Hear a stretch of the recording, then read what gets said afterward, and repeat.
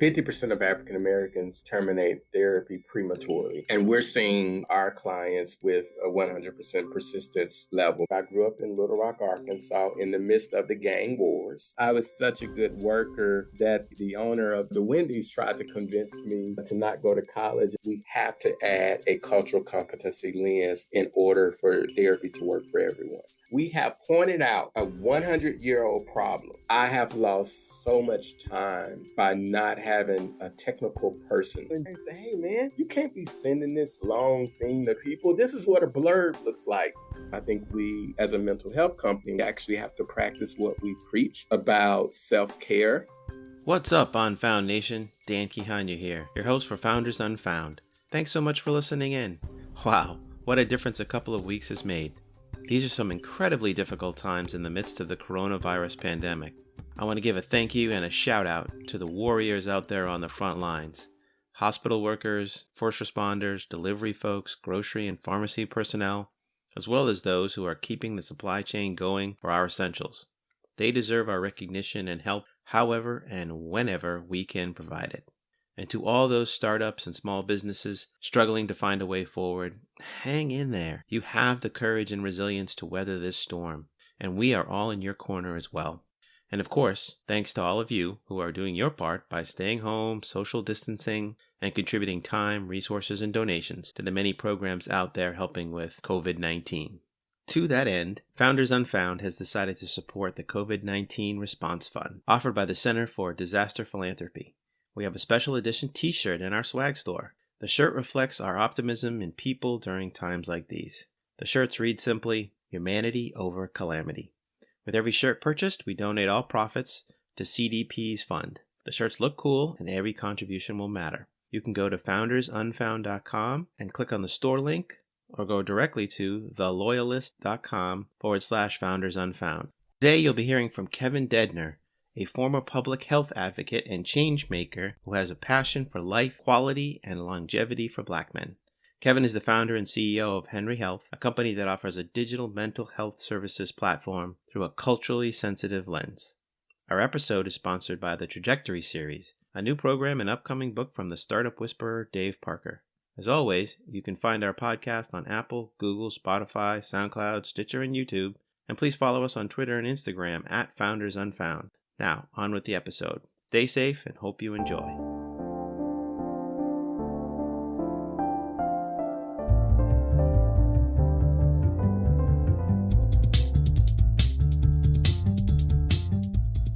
Hello, and welcome to Founders Unfound, spotlighting the best startups you don't know yet.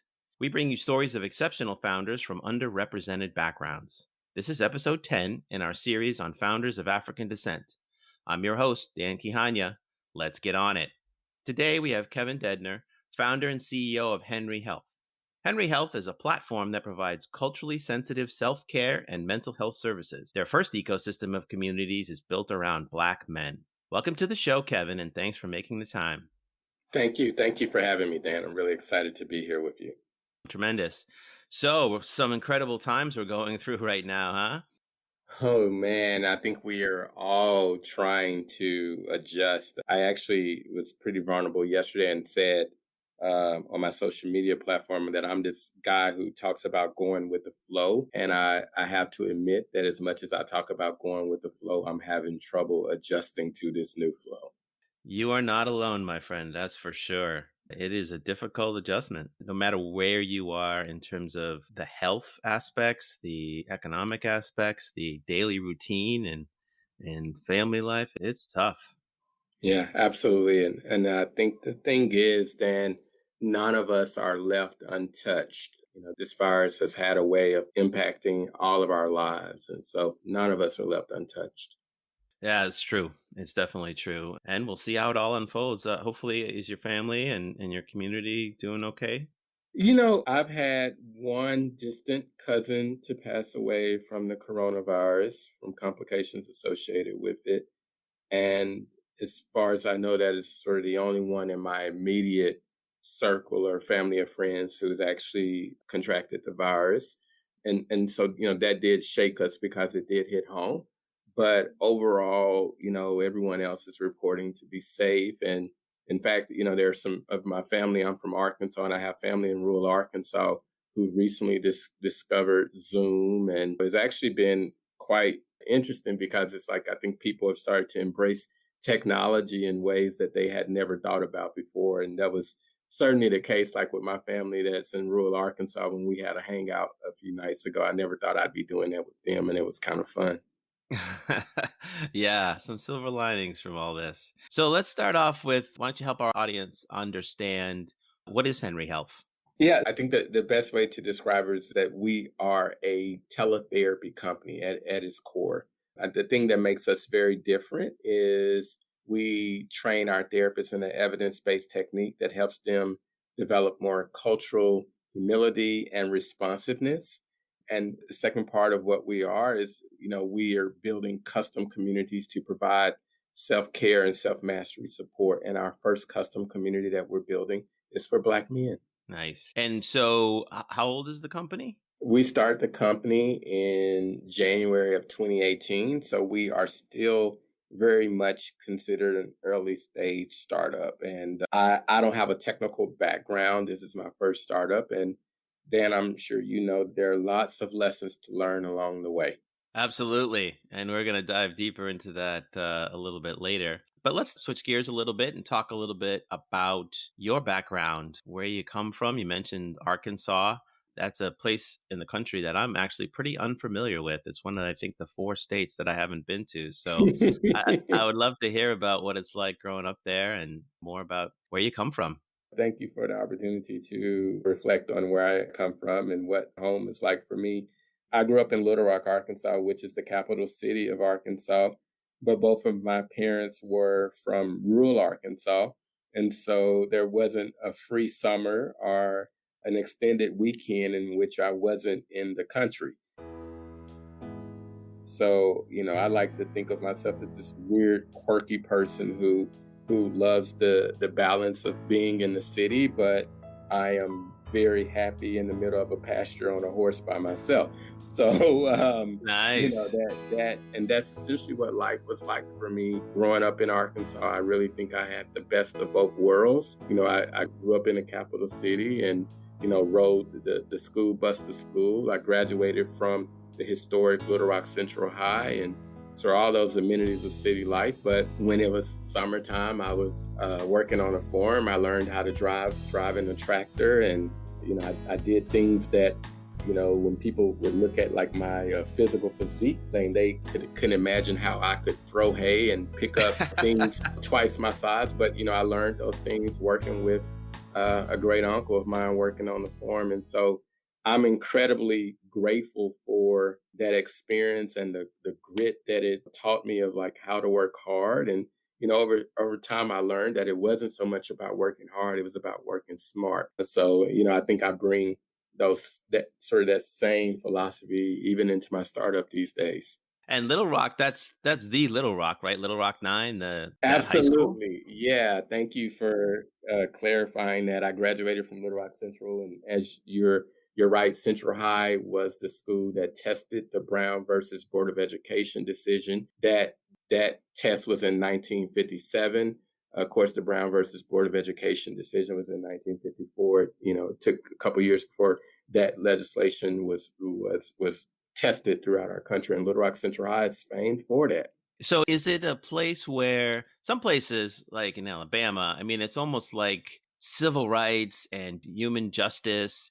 It just sort of permeates the whole environment still to this day. Is it like that? Or is it more like this was a moment in time and you almost get tired of people asking about it? Where do you think it falls? I'm really fascinated by this. Yeah, it's funny that you would dig deep there. I mean, I think that we're all incredibly proud of what happened in Little Rock Central and what it meant for not only, the country, but what it meant for the world. So, there are these times that we have a lot of pride in that. But the truth is that, Little Rock is a southern city that has really struggled with these issues of segregation and balance and racial equity since 57. The school district has, been under federal court order, for the majority of time since 1957. So I think it's just kind of this weird identity that, is something that we're very, very proud of, but yet at the same time, the struggle, and it's not just Little Rock, I should say, around these issues around race and class is still a real, very real life struggle today. Wow, that's pretty profound. And so you have this background, like you said, kind of the best of both worlds where you grow up in that environment, but you also have the hard lessons and what turns out to be great character building aspects of your experience out on the farm, as you say. Did those things inform how you thought about where you were going to go, what your trajectory was, or kind of what you wanted to do in life? Yeah, that's a really great question. Yeah, I think first of all, I knew I wanted to go to college. Like that was never a debate. When I turned 16, I got a job at Wendy's. And listen, I was such a good worker that the owner of the Wendy's tried to convince me to not go to college and enter into the management program, and he promised me my own store. And I was like, nah, brother, I got to go to school. So but as a part of that, my high school years were very turbulent. We were experiencing gang wars in our city, and Little Rock is a mid-sized city, but I like to think of it as more like a small town with that's actually a mid-sized city. So the gang wars were really, they impacted our daily lives. In fact, you may remember HBO did a special about Little Rock, I'm sorry, rather at that time and at the height of our gang wars. And so growing up in that area in that period of time for me, I wanted to be something different and I aspired to be something different. And so community leaders and political people saw me trying to be something different. And I was somewhat adopted and cultivated it as like a student leader. And so, I thought that my trajectory would end up being like a career in public service. In fact, I actually ran for office twice in Little Rock. And I thought that that was my Really? pathway forward Wow. because, that made the most sense of how I could make a difference. But what happened, I took a job. I started out working in political campaigns, quickly got jaded with that and got a job with the American Cancer Society and fell in love with public health and public health advocacy in that period and went back to school and got a master's in public health. And, that really changed my trajectory. And I've been interested in public health since those days and what we can do to help people live healthier lives. That's where my passion lies these days. Noble pursuit, and we're all going to benefit from it for sure. So I'm curious though. I think a lot of people can identify with this aspect of being surrounded by an environment like you're talking about with the gangs and sort of the drug culture. With this group that you of folks that you say kind of adopted you, did you feel like you kind of got plucked into or out of that situation? Did you have friends that also shared those same aspirations, or did you have to sort of distance yourself from the realities of your daily, existence around you? Yeah, so I was adopted by a guy, and I'll use that terminology, and I think it's fair. He at that time was running a state commission, and it was a commission created by the legislature. There it was the Martin Luther King Jr. Commission, and he basically took a group of young people and made us junior commissioners. And so, believe it or not, he really created, we use this language these days to describe, like, oh, that's our tribe. This is my tribe. And so he instantly gave me a tribe of young people who I was sort of aligned with. We all wanted to, we were very ambitious and wanted to do great things with our lives. In fact, everyone is going on to do some remarkable things. In fact, one of the young persons who was a part of our group became a public service commissioner appointed by Obama. So it wasn't a matter of like leaving some people behind. It was like I embraced a new tribe and I felt very, very supported in my aspirations. And, we were all convinced that we could change the world.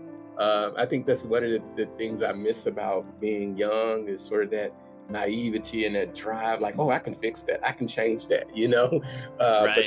that's how we all view the world. Now, I do think that, anyone who has a startup or who decides that they're going to build something from scratch, you still have a little of that.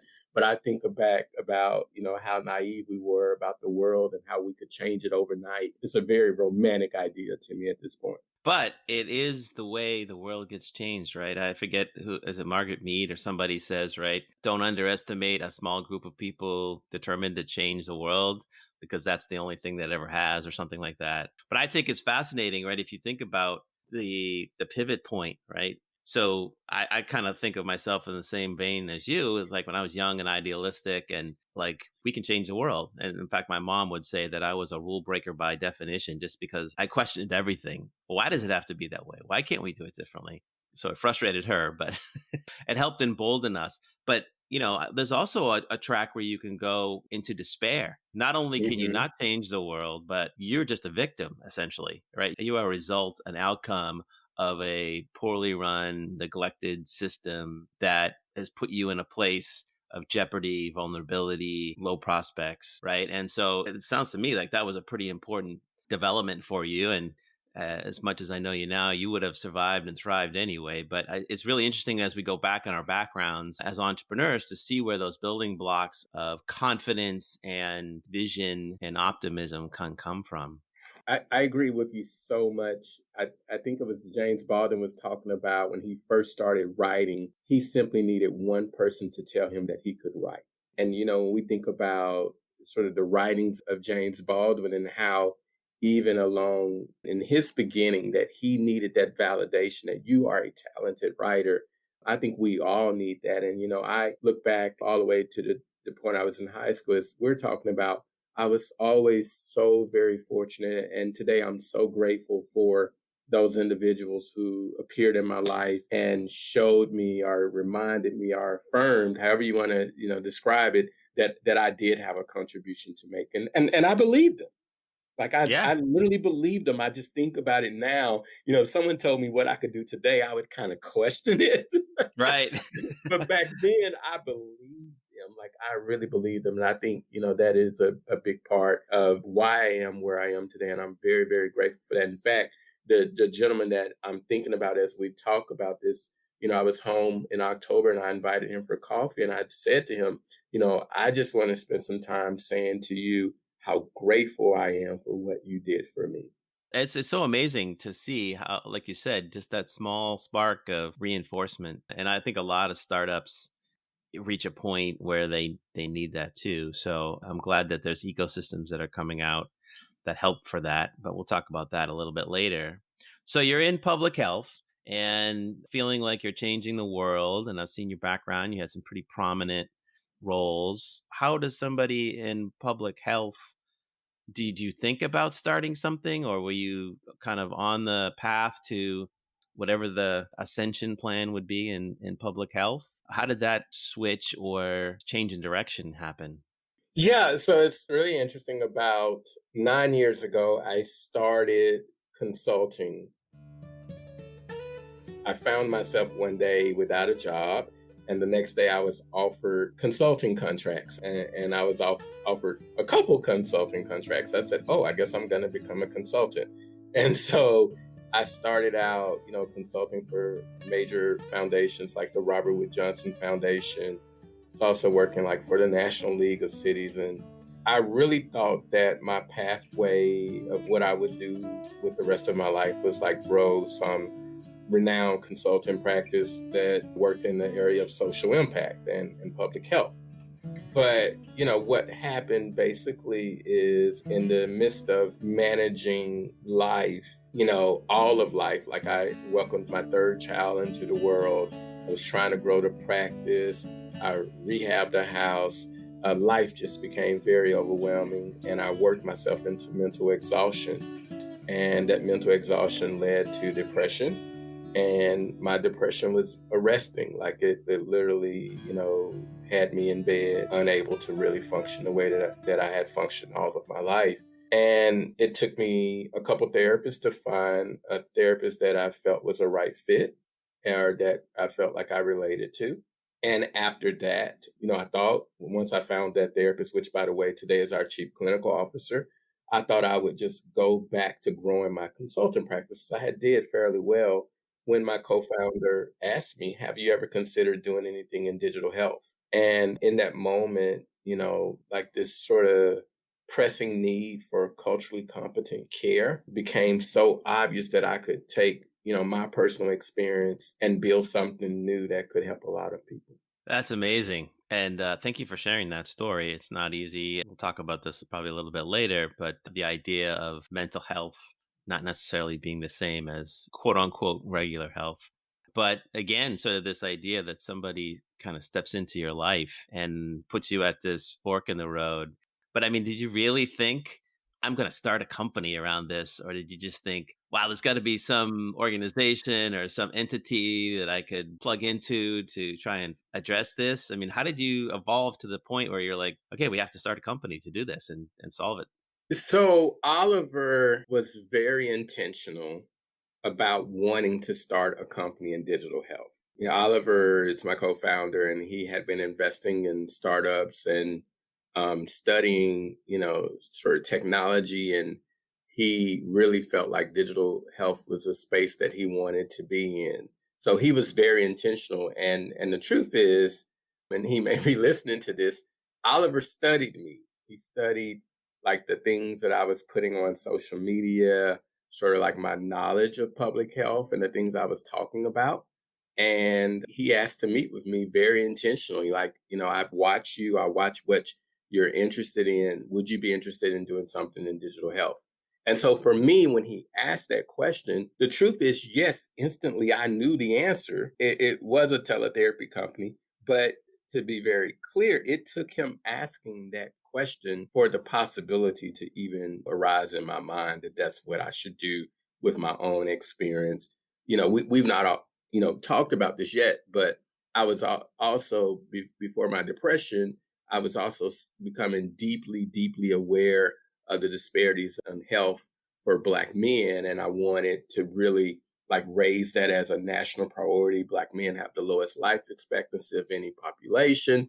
And much of that can be contributed to unmanaged stress and untreated mental health issues. So I sort of had all of this cooking at one time. And then Oliver says, hey, would you be interested in doing something in digital health?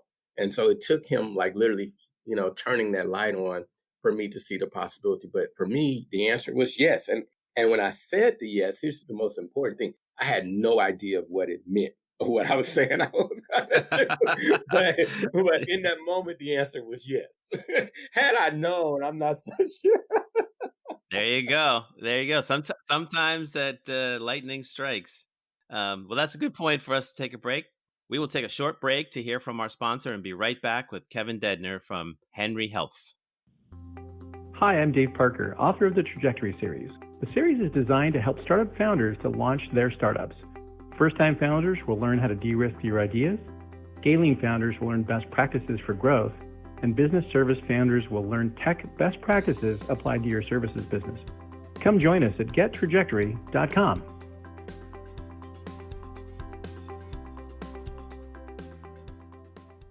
So we're back with Kevin Dedner of Henry Health.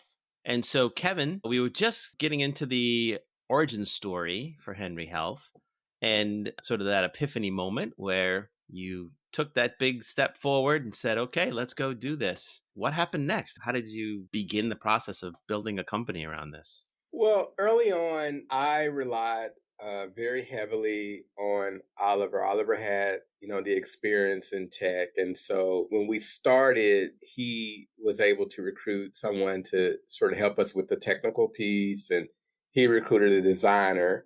I went back to my therapist who had helped me and said, hey, what were you doing when I sat on your couch? I know that there was something different and I need you to help me replicate that experience. And found out that he was using an evidence-based technique. So I invited him to join us. I also had a consultant who had worked in my consulting practice. I invited her to join us, and she had just wrapped up her PhD and was, her PhD was on the health of Black men. And so what we started to do was build out really the foundational thinking, like what is our hypothesis? What is our theory of change here? And, we put together a team and we filed papers in Delaware. It was, looking back now, it was very, sort of naively done. There was so much that we were doing we didn't know to do, but I felt very, very supported by by God, the universe, whatever language you want to use. I felt very supportive, and I felt like very intentional on the way that we were going. And to be very honest with you, I naively just started asking people for money, investors and people who I knew. And of course, I was told no on all of those conversations out the gate. But, something happened. I went to an innovation meeting and sat across from a guy and was telling him what I was working on. And he was asking me questions and I thought nothing of it. And he told me where he worked. And the next day I went to another meeting and met someone, Dr. Bill Carson, who is recently retired, but Dr. Carson was the president of Ustica Pharmaceuticals. Ustica, maybe, I may not be pronouncing it right. But Dr. Carson is a psychiatrist. I told him what I was working on, and he said, and he was very passionate, like, I want to help you. And he said, but I tell you what we need to do is we need to get you into startup health. And turns out the guy who I'd met the day before was in startup health. He worked for startup health. And startup health is the world's largest digital health accelerator. And so, maybe 2-3 months later, we became a member of that startup health portfolio, which was really very candidly the first validation that we got that we had an idea worthy of consideration. Before that, we had conversations, people flattered us, but, they laughed at us too. It goes back to the James Baldwin story about him writing, you need just someone to say what you're doing does make sense. And that's so hard as a startup because by definition, you're doing something that's different or you're at least taking a different approach. And so most people view difference with suspicion or lack of confidence around it as a solution. And so you fight these naysayers constantly, and then you're trying to explain what you're trying to do to everybody in your life and investors and other partners. It's a challenging thing, but it's so nice and joyful when somebody's like, I love it. I get it. I'm in, whatever that means, right? It's such an uplifting experience. It can make your day. Man, listen, it can be like you could be completely on empty, and every conversation that week could be a no. But that one validation that week is all you need to keep going on to the next week. That's the way it works. So let's make sure that we dive a little into how does Henry Health work? What's the experience like? Right now, our core offering is teletherapy, and it's web-based therapy that we offer in the states of DC, Maryland, and Virginia. And so we started providing this core therapy offering last spring. And it's very exciting because what we're seeing very early here is that we have a 100% retention rate for our care plans. One of the things that happens in therapy, I'll put this pin here for you, is 30% of people generally abandon therapy before they complete their care plan. And a care plan is about a 6-month average care plan. And 50% of African Americans terminate therapy prematurely. And we're seeing our clients with a 100% persistence level, meaning that they complete their care plans. So it's very exciting. So people right That's now awesome. are essentially getting remote therapy. Now, what makes Henry Health different is, the community experience that we're building. And as you said in your opening, our first curated community is built for Black men. And very candidly, we have struggled with this idea of commercialization, or is this too niche? And where we've landed is that the community is a very focused, curated community that provides like these tools that people can access within their community. So whether that be meditations, daily motivational messaging, video content that people can access. But the therapy offering is like this universal offering that is for everyone, but the communities that we build are custom. And is there a business model around this? So where we ultimately want to be is selling directly to payers, large employers. Obviously, I'd imagine in a podcast like this, your listeners know that the sales cycle for a payer or large employer is much slower. So, right now, what we're doing is we're testing some business to consumer directly. And we're very excited. We're in the final stages of negotiating our first partnership agreement with a university here in the DMV. I hope to be able to announce it within a few days. And we actually have two churches that have also agreed to offer teletherapy to their members. But where we really want to be, as I'm mentioning, is selling directly to payers and large employers. But what we want to do is prove the efficacy of our theory of change in this period as we move to that sales cycle of being able to achieve that. That makes a lot of sense. And forgive my ignorance on this. Is teletherapy something that people can get reimbursed with their healthcare insurance and things like that? Hey, I'm so glad you asked that question because one of the things that we've done from day one that some of the larger companies, it took them years to figure this out, is we put agreements in place with payers. So we have contracts in place now with Care First, Aetna, and Cigna in DC, Maryland, and Virginia. And so we are able to take people's health insurance as a payer, which is a really important thing because in the mental health world right now, the first thing is the question that people ask is, will the therapist be a good fit? Right? And sometimes, the order of these questions might be different. But then after that, the next question is, will you accept my insurance? And so, one of the things that I know because of my own experience, when I realized I was depressed and I asked my primary care physician for a therapy offering, he went away. He came back into the room with it may have been like 8 or 9 pages with 3 columns of therapists who were in my network. And so, when I was choosing a therapist, it was literally like eeny, meeny, miny, mo. I was Which about one to will I say. call today?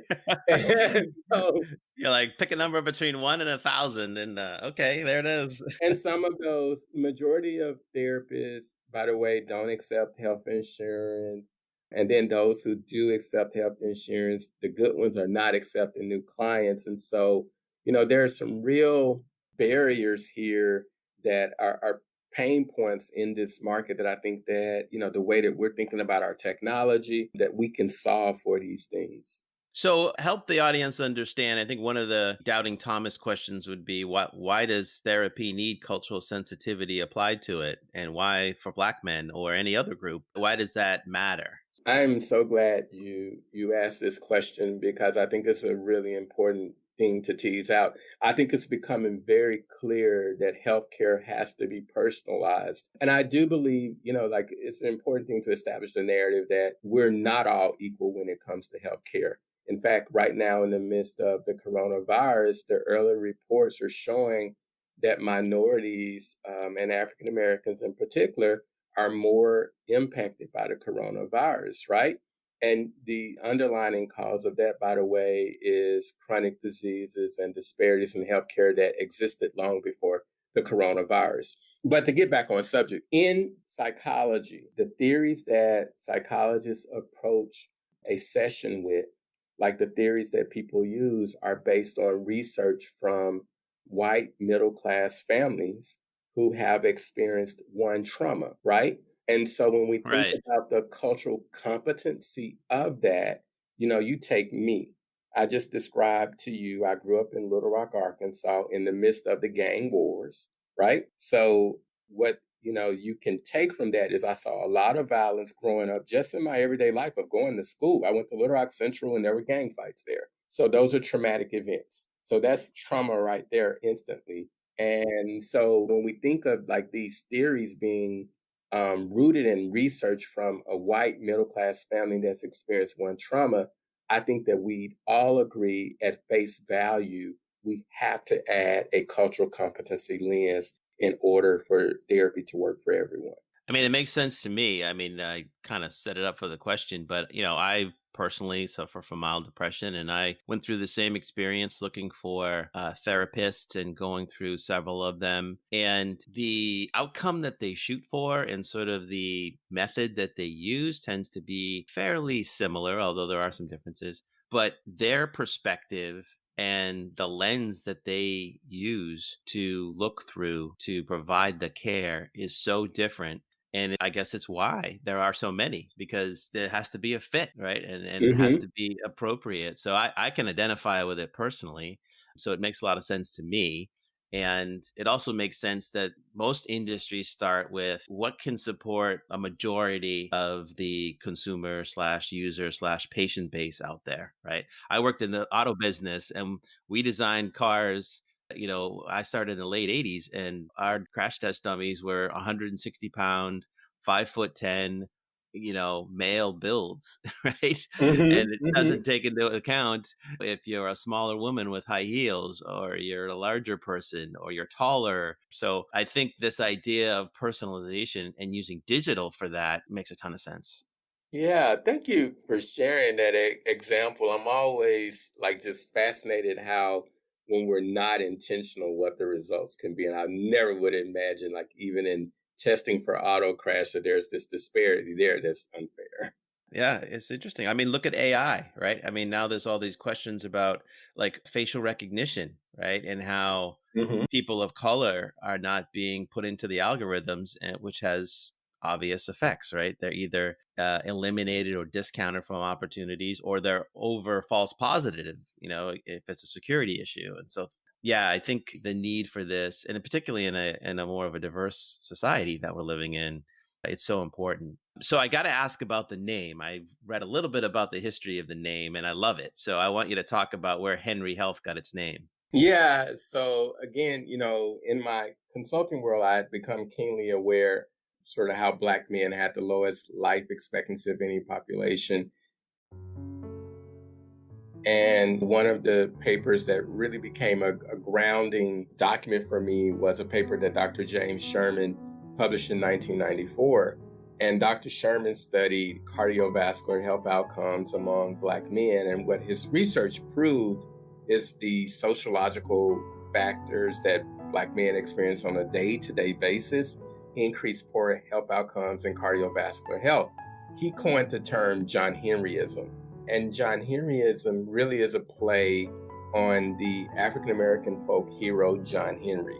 And the story goes that John Henry worked on the railroad, was known for his power, his strength, and his determination. And when the steam powered hammer was invented, John Henry was challenged to a competition with the steam powered hammer.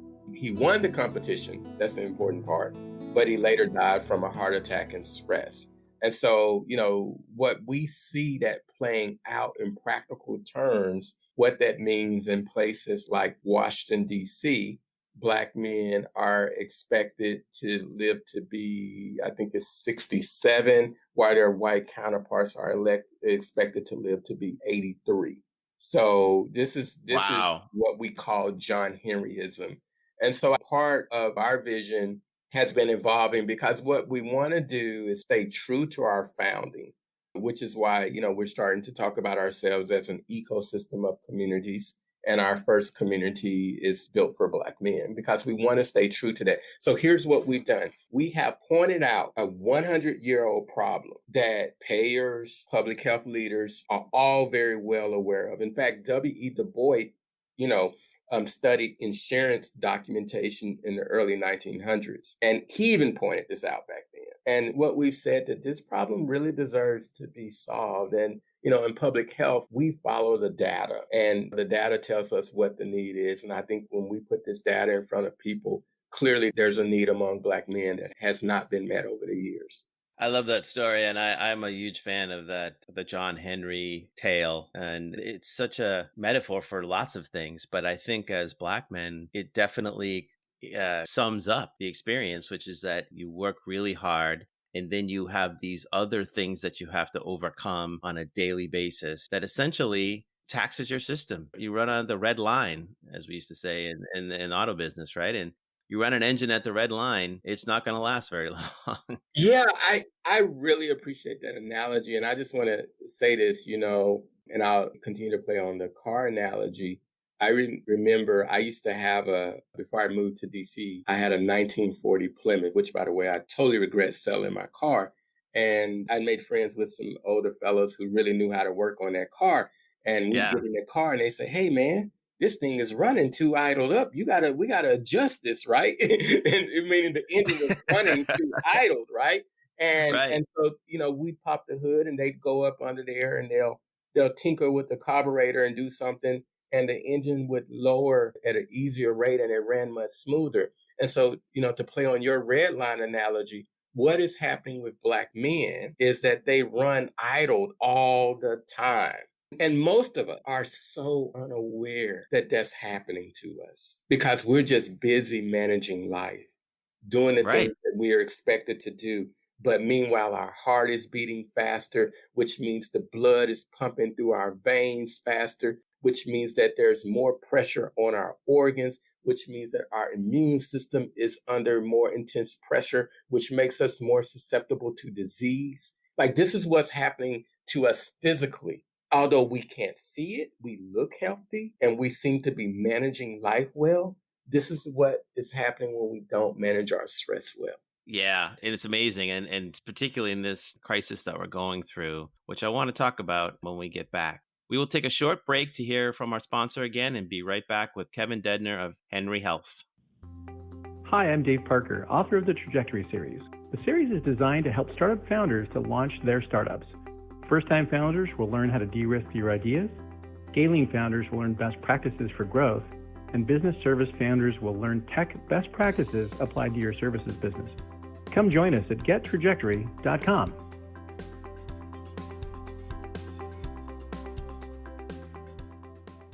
So we're back with Kevin Dedner of Henry Health. So Kevin, tell me, how are you thinking about mental health and what are you seeing in this crisis of the COVID-19 pandemic, particularly in communities of color, Black men? How has your business seen this almost daily evolution of what's going on?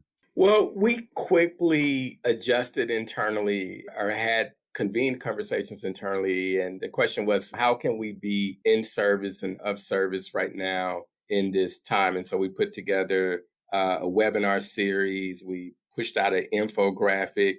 We lowered the cost of therapy. We actually started free wellness calls, and all of these things that we put out there have been responded to well, and we're given more free consultations and people are converting into therapy. So I think for us, it's really interesting. We quickly responded, saying we know that people are going to be clearly in need right now. We wanted to make sure that people knew that we were available and that we could provide therapy right now in this intense time. But, what I also realized in doing that is that we didn't take the time internally to adjust. In fact, our therapist came up with this framework: define, acknowledge, and adjust. And I basically took our team to adjusting very quickly. So we have come back now that we've sort of created all these services and are sort of dealing with the aftermath. And I'm trying to make sure that we internally adjust as well. So what's that looking like right now? So, I took for granted how much we all appreciated, being in the same workspace. And so we just downloaded a new app that allows us to create like a virtual office so you can see who's literally in the office at any given time. And it's integrated with Zoom and also with Google and Slack. So a lot of the features that, we were already using. But I think more importantly, outside of how we work, was also acknowledging that life is different and giving people the space to take a step back and, not hold themselves like accountable to feeling like they have to be productive at the same level that we were productive. Obviously, I think that there's some tension with that idea because we are a startup and it's all about like getting traction, getting customers. What's your conversion rate? There's some tension there. But at the same time, I think we, as a mental health company, we actually have to practice what we preach about self-care. And there's some tension in that idea, right? Absolutely. But we're doing that. And for me, what that has meant is making more time to take walks.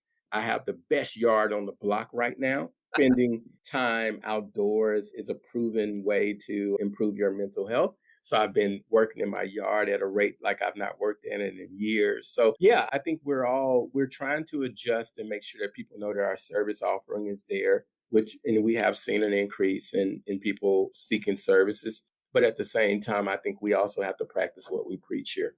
That makes a lot of sense. I'm wondering if you hear from or service hospital workers.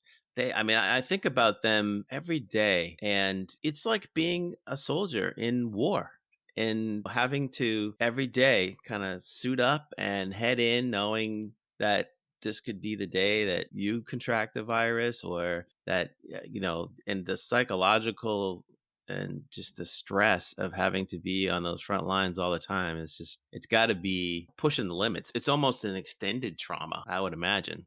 Yeah, I don't know for a fact that we've seen any hospital workers in this period, so I can't say that with any certainty. But I do agree with you. I think, Dan, to your point, is that we understand trauma today better than we've ever understood trauma before, and I think that that means that collectively as a society we have to acknowledge that we are all experiencing a very traumatic event. And after trauma, life will never be the same. Like that's what trauma does. Trauma changes life indefinitely.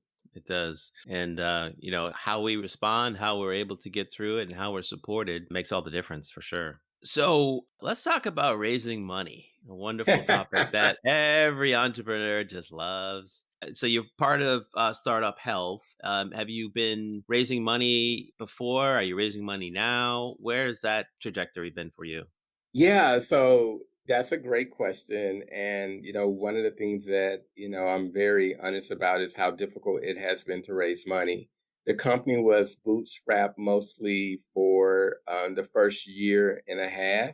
This winter, we just closed a family and friends round, and we were just accepted into the Morgan Stanley Multicultural Innovation Lab, which comes with an investment of $200,000. Nice. Congratulations. Thank you very much. We are on track to close our first institutional round this month. Obviously, that seems to be a bit impacted by COVID-19. So we're trying to round up all of the folks who said that they would participate in the round to make sure that they're coming in. But we are actively fundraising. And I will tell you, it has been a very challenging proposition to raise. But something did happen at the top of the year. And I think if any founder is ever honest, about the difficulty around raising money, they know that part of, the challenge of raising money is not, is your vision big enough? The question is, do you have a vision that you can execute on? And do you have the right people around you? And I think for me, being able to say yes to that question really happened at the top of 2020 is that our narrative changed and we had finally put together the right team that could execute on our vision. And I think that that's why our fundraising conversations have gone much differently. That's good news. And that's a good lesson. Hey, Unfound Nation out there listening, this is a good kind of side note. This is an important aspect of evolving and taking the feedback signals from investors. If you really want to pursue investment, can't change your business necessarily, but take the signals on what they think are the things that are the difference between being funded and not. And so Kevin's bringing up a great point here about how the constitution of your story can be bolstered and amplified and improved so that investors reach a point where they can't say no anymore. And that's really what it's about. Yeah, and can I go a bit deeper there? I think it took me a while, and there's a part of me that's a little bit ashamed of this, but I actually think it's just a learning curve. But I'm ashamed I didn't get it quicker. It took me a while to understand the question behind the question. And I think most founders struggle with that. Like investors are asking you a question that at face value seems to be very front and center, but that's not what they're really asking you. Right. There's a question behind the question. And once you really understand why they're asking you that one question, then you can go to adjust what they're really trying to tell you that they need to see. And it took me a while to do that. And, I appreciate what you're doing in this space. So, I'll be a bit vulnerable and talk about some of the examples that's meant for me. It meant for tell me who's on your team, for example. So Right. I think what some founders will do is they can get all of these people who appear on paper or who can appear on their website. And they say, oh, we have this person, this person, this person. But no, what they're really asking you, if I invest in you, who will be working on this every day as if their life depends on it? That's a great example. That's exactly right. That's a somewhat loaded question. They're not asking necessarily for CVs or resumes. They're asking for commitment levels and relevant expertise and then cohesion, right? Have you worked with them before? Absolutely. That's what they want answers are on. They don't want to know that, oh, he worked at Microsoft or he worked at Procter & Gamble or she worked at Walmart or whatever it is, right? They want to know those three things. And you're right. And you certainly should not feel shame about that, because there's no secret manual that says the translation of, okay, when an investor asks you this, then they're really asking, this other thing. That is unfortunately something you learn with experience. So don't beat yourself up too much about that. Yeah. Well, thank you for that. I appreciate you giving me a little bit of grace. So as a Black founder, one of the things we like to try to hear from our guests is, have there been specific organizations, mentors, experiences, events, conferences, people that have been helpful for you specifically as a Black founder? Yeah, that's a great question. So Startup Health was the first validation we had. And Startup Health was not because I'm a Black man, but it was that validation. The next form of validation that we got is a group. And if there are any founders listening who are just kicking around their ideas, they know that they're working on something, maybe they don't have any traction yet, is a group called the Transformative Collective. Transformative Collective, and in particular, a guy named James Norman. I'm sure, people can find James if they're looking for him. James is out in the Bay and has had some success in startups himself, and he's actually leading a startup right now.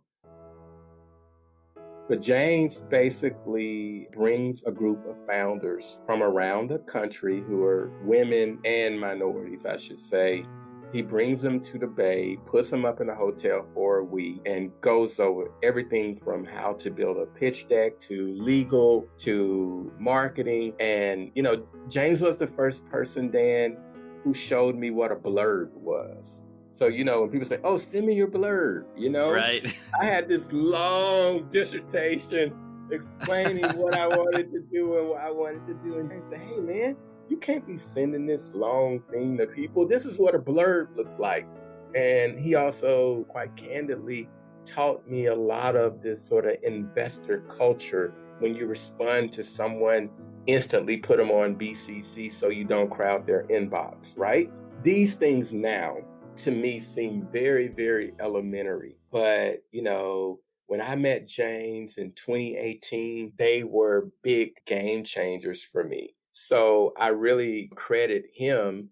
Obviously, we got the week-long experience we had with James was because I was a Black founder.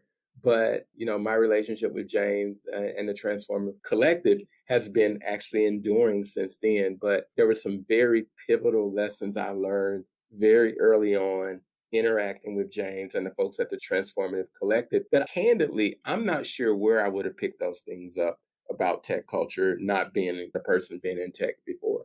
That's really cool. We'll put the link for James and the Transformative Collective in the show notes. But speaking of lessons, one of the last questions we always like to ask is the classic. If you could go back in time to the Kevin Dedner before you founded Henry Health and say, here's what to look out for, brother. Here's the things that I want you to either avoid or run to. What would you tell that earlier version of yourself? Even if I'd heard this advice, I don't know that I would have known what to do with it, right? But so that's the qualifier. Like I'm giving myself some advice that I probably wouldn't have known what to do with the advice. And I think this is the case for non-technical founders, right? Having a person next to you early on who can match your vision from the technical standpoint is incredibly important. I have lost so much time by not having a technical person. I've blown through money that I could have saved by not having that technical person. So, my advice to that younger version of me 2 years ago would be stop everything you're doing. and take the time you need to find a technical marriage. Like you need to marry somebody very quickly who can match your vision with the technology. That's so profound. And I tell the startups that I counsel and mentor all the time, if they're solo founders, I say, the first thing you need to do is find a partner. And even if you're the technical person who's a solo founder, I mean, you can definitely build things, but having that complement of whatever it is, if it's business or customer access or sales expertise or whatever, you got to have a hustler and a hacker. That's what they say, right? So Yes. and it is so fundamentally hard if you don't have co-founder or co-founders who can help you figure out what part of the industry are we going to tackle first and what color should our logo be. So it's so important. And you're right, having a technical founder who can take your vision and your ideas and say, hey, yeah, we can build an MVP for that, or we can figure out how the back end should work for that, is critical. I mean, it's certainly not impossible to do without, but it makes it much harder, as you're mentioning.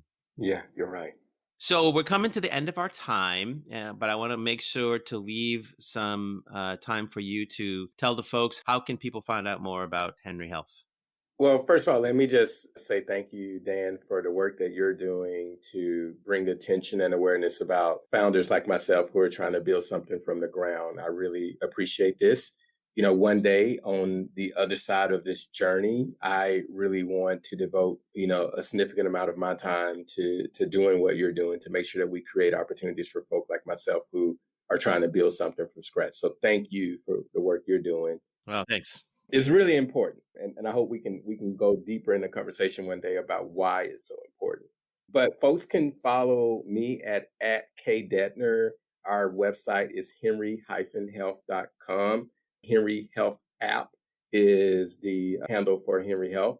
And people can DM me at @KDedner on Twitter, Instagram, and email is just kevin@henry-health.com. I respond to all emails and all inquiries, so people should feel free to reach out to me. Well, Kevin, this has been so great. I can't believe that the hour's already just evaporated.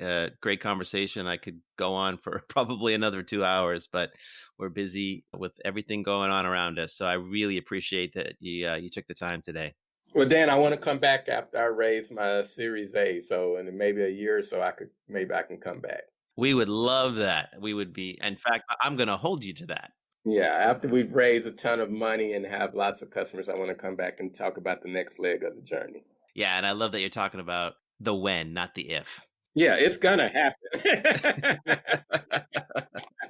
No doubt about it. It's going to happen. All right. Thanks again. Thank you. Have a great afternoon. Thanks so much for listening to the show. We'd like to thank our guest, Kevin Dedner, and our sponsor, The Trajectory Series. Don't forget to subscribe wherever you listen to podcasts, and follow us on Twitter and Instagram @FoundersUnfound. This podcast was produced by Dan Kihanya. Social media and other promotion by Umama Marzouk. Our music was composed by Bobby Cole, Neil Cross, Jason Donnelly, and Glenn Zervas. I am Dan Kihanya, and you've been listening to Founders Unfound.